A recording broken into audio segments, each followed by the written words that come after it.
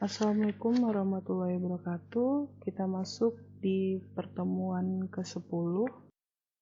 Di sini Ibu akan melanjutkan mata kuliah yang sebelumnya sudah diisi oleh Pak Jayus ya. Di sini kita masuk ke mata kuliah Sistem Informasi, di mana materi yang akan kita bahas yaitu tren isu sistem informasi dalam keperawatan. Jadi materi yang kita akan bahas di sini adalah tren dan isu dari sistem informasi di dalam keperawatan. Di mana di sini yang lagi marak atau yang lagi booming lah ya, di sini adalah COVID-19 yang merubah kehidupan. Di mana biasanya kita tidak menggunakan masker, di sini kita keluar rumah atau berinteraksi dengan orang menggunakan masker. Dan di sini juga banyak peraturan yang sangat berubah ya setelah COVID-19 ini, di mana contohnya seperti social distancing atau kita harus sering mencuci tangan dan jauhi kerumunan. Itu salah satunya yang buat lagi booming sekali. Oke, selanjutnya kita harus paham dulu apa itu pengertian dari tren dan isu. Jadi di sini yang dimaksud dengan tren adalah gaya mutakhir atau modern dan sesuatu yang sedang disukai oleh banyak orang dan sesuai dengan faktanya.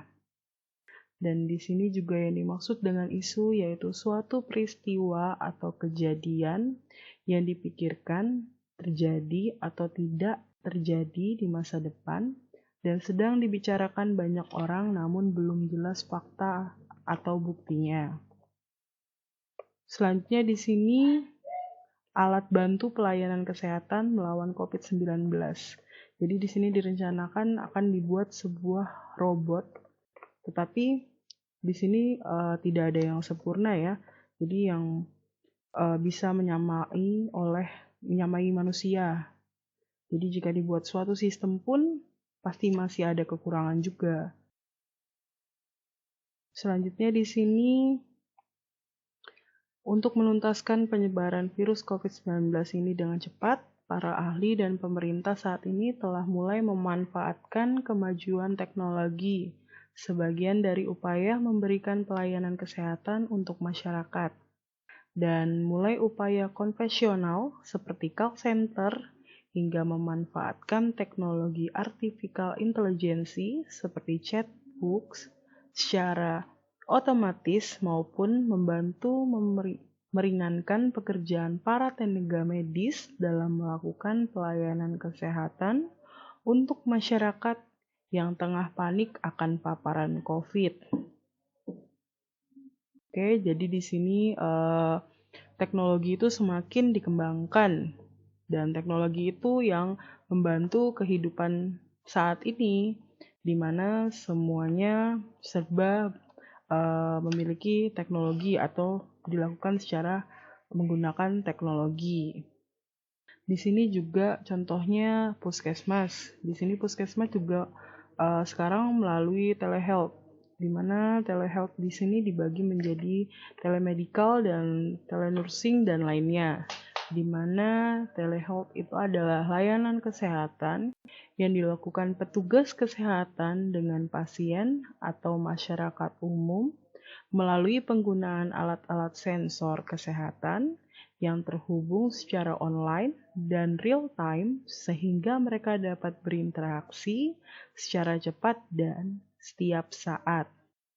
Oke, selanjutnya kita akan masuk ke telemedicine, di mana adalah layanan medis online yang memungkinkan dokter atau tenaga medis memberikan pelayanan kesehatan dari jarak jauh. Oke, selanjutnya ada telenursing, yaitu adalah upaya penggunaan teknologi informasi dalam memberikan pelayanan keperawatan dalam bagian pelayanan kesehatan di mana ada jarak secara fisik yang jauh antara perawat dan pasien atau antara beberapa perawat. Dan sebagian dari telehealth dan beberapa bagian terkait dengan aplikasi bidang medis dan non-medis seperti telediagnosis, telekonsultasi, dan telemonitoring. Di sini telenursing pemanfaatan sistem informasi yaitu meliputi preventif, yang dimana di sini contohnya adalah chatting, yang misalnya sekarang ada sistemnya yaitu Halodoc. Kita bisa berinteraksi langsung pada dokter tanpa harus mendatangi suatu tempat, jadi kita hanya chatting langsung dengan dokter yang bersangkutan. Dan selanjutnya adalah promotif, di mana contohnya ini adalah video online yang bisa didapatkan dan bisa di-download atau ditonton secara offline. Selanjutnya juga ada kuratif, di mana di sini adalah contohnya adalah rekam medis sistem online, di mana suatu pasien rekam medisnya akan disimpan secara online. Oke. Yang terakhir yaitu rehabilitatif, yaitu contohnya jika kita ingin mendaftar nomor antrian ingin ke rumah sakit, kita bisa mendaftar secara online. Itu yang dimaksud seperti rehabilitatif. Oke, di sekarang dari teknologi yang super canggih dan di situ berarti memudahkan manusia dalam pengoptimalan yaitu membantu kesehatan untuk mempermudah menggunakan aplikasi dan mempermudah dokter juga untuk berinteraksi secara media sosial kepada pasiennya. Dan peluang keperawatan memanfaatkan tren dan isu teknologi bidang kesehatan untuk meningkatkan pelayanan dari keperawatan tersebut. Selanjutnya, keuntungan menggunakan sistem informasi keperawatan, di mana yang pertama yaitu menghemat biaya dari penggunaan kertas untuk mencatat. Jadi semuanya kita sudah secara digital ya, tidak mencatat lagi. Dan yang kedua yaitu penghematan ruang, karena tidak dibutuhkan tempat yang besar dalam menyimpankan arsip. Jadi kan kita semuanya sudah digital ya, jadi tidak butuh suatu ruangan yang besar untuk menyimpan arsip atau dokumen-dokumen secara fisiknya. Dan selanjutnya adalah penyimpanan data pasien menjadi lebih lama. Dan yang keempat adalah pendokumentasian keperawatan berbasis komputer yang dirancang dengan baik akan mendukung otonomi yang dapat dipertanggungjawabkan.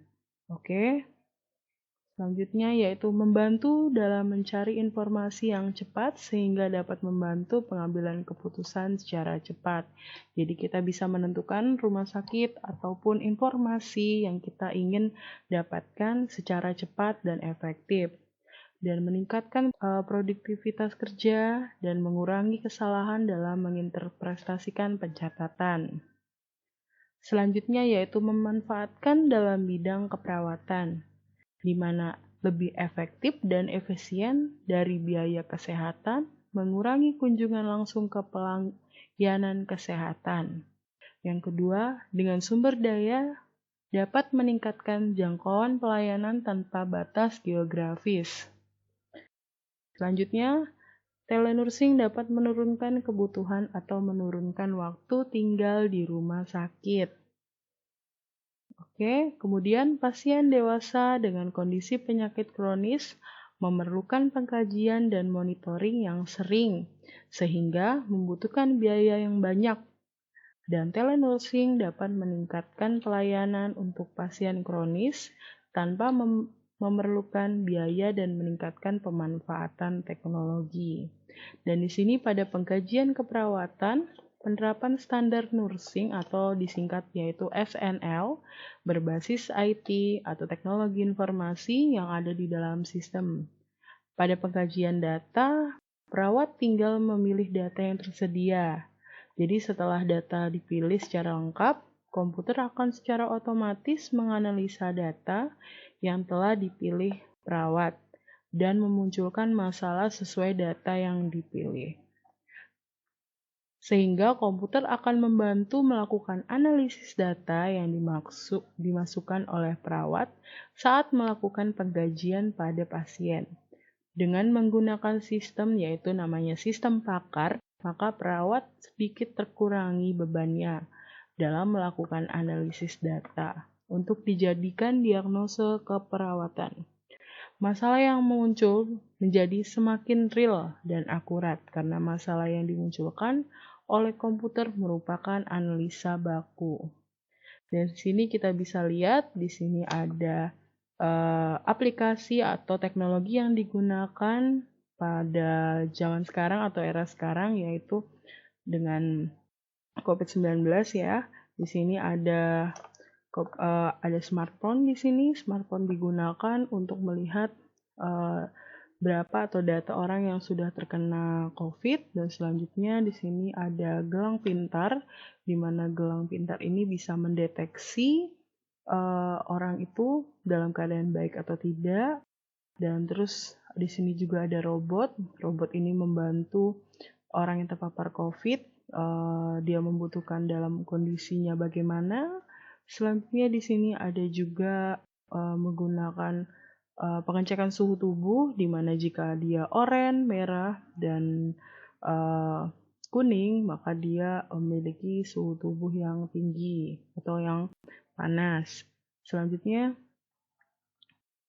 di sini ada peran keperawatan dalam menyikapi tren dan isu sistem informasi bidang kesehatan, di mana yang pertama yaitu perawat harus mampu menggunakan teknologi tersebut dalam melakukan layanan keperawatan.